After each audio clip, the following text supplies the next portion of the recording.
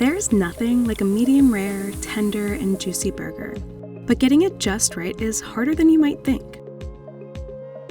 So we made 14 hamburgers to find out how every common mistake, substitution, and alteration affects a burger.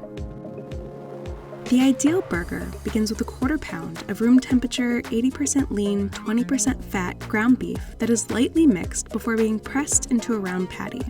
It's seasoned generously with salt and pepper before being placed on a hot cast iron skillet for 2.5 minutes, then flipped and cooked for an additional 2.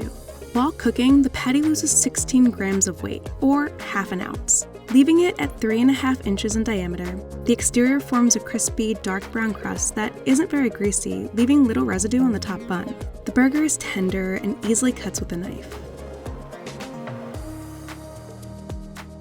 Toppings are cool and all, but what about putting all that flavor directly into the patty? Like adding an extra ounce of a go-to condiment like cheese or salsa right into the meat. On the grill, the salsa begins to bubble and boil while the cheese oozes out and fries to crispy perfection. The salsa burger's weight nets negative, boiling out 32 grams, or over an ounce in moisture, with the cheese patty not far behind it. With the cheese, the top of the burger is browned and crispy with burnt cheese painting the surface. But because of all the water and salsa, this burger was barely able to achieve the Maillard reaction, which is what gives you that coveted golden browning and caramelization. However, the additions didn't prevent the burgers from cooking to medium rare, with both staying juicy and tender, with the salsa giving the burger a smoky, zesty flavor, and the cheese making it, well, cheesy. Not all pans are created equal. Perhaps a nonstick or a stainless steel is all you've got to work with. In a nonstick, the burger shrinks over 4 grams more than in both a cast iron and a stainless steel, and both burgers struggle to get even browning. While neither pan prevented the burger from cooking to a solid medium rare, the nonstick did result in a drier burger. Feeling a bit indulgent? Adding extra fat like an egg or an ounce of sour cream to your burger mix is one way to pack in flavor. On the grill, the sour cream forms a dark crust on the burger, whereas the moisture in the eggs immediately begins to sizzle. With the addition of the egg, the burger loses about the same amount of weight as the original, and leaves the patty with an even crust around the edges, whereas the sour cream leaves it looking, but not tasting burnt. When left to cook for 2 minutes on each side, both burgers overcook slightly, and are on the drier side, with the egg adding a meatier texture closer to meatloaf.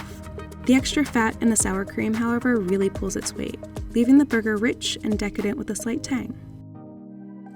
Smash burgers more your jam? Take the same recipe, but smush it. The thin patty loses about twice the weight as the original.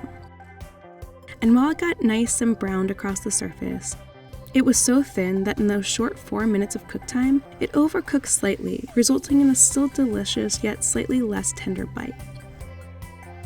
We all know the cardinal rule of a good burger. Don't touch it until it's time to flip it. Early on, the patty begins to break apart, losing bits and pieces to the pan. Since it's never able to properly seal, the top of the burger turns an unappealing, splotchy brown with flakes of burger seasoning the top bun. While the inside is rare, it's filled with spider webs of stringy fat and crumbles with just a little bit of pressure. In the same vein, pressing on a burger while it cooks is usually advised as a hard no.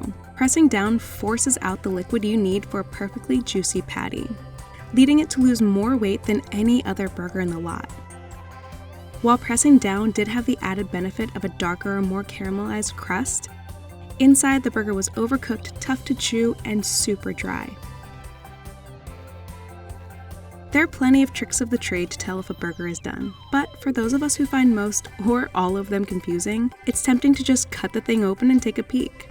When it's cut on the pan, all the savory juices pool out and evaporate, leaving the burger almost 20 grams lighter than the original. The burger is left looking less than appealing. But aesthetics aside, inside the burger is unevenly cooked and slightly over, while also being tender in some parts, chewy in others, and all around dry. Believe it or not, ground beef is pretty finicky. A light mix is all it needs. Keep going, and raw meat loses any definition and turns an unappealing grayish pink.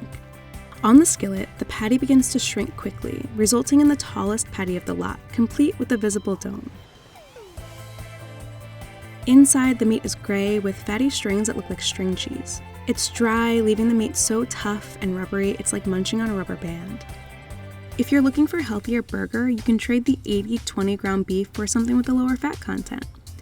With less fat to render out while cooking, there's far less moisture to help form that coveted golden crust on the surface. And without it, the burger spills the remaining liquid from all sides. After cooking for 2 minutes on each side, the burger is pink and rare inside. But without the extra fat, it's dry like overcooked steak, much chewier than its counterpart. And while it is still tasty, there's just far less flavor overall. You seasoned your patties and then you got distracted for a while. No big deal, right? When the salt hits the meat, it begins to draw moisture to the surface, which hits your hot pan, becomes steam, and is reabsorbed back into the patty. When the burger is seasoned too early, a pool of juices form on the surface, evaporating in the hot pan before the burger has time to absorb them, releasing all that flavor into the ether. Because of the added liquid on the pan, a crust never properly forms. Inside, the burger is juicy, but far less so than the original. And without that extra moisture and browning, the meat is tasteless in comparison. Ideally, you let your meat hit room temperature before cooking, but you forgot to take it out of the fridge and you're hungry now. The patty drops over 20 grams more weight than the original, though in diameter remains almost a full centimeter larger. Inside, the meat is a bit tough with strings of unrendered fat throughout, and while the patty is technically rare, the coloring throughout is much less consistent. It's super dry and falls apart easily with the slightest pressure. So if you're trying to experiment your way into the ideal hamburger, there's a lot you could screw up along the way. But with some happy mistakes, alterations, or substitutions, you might just find your perfect patty.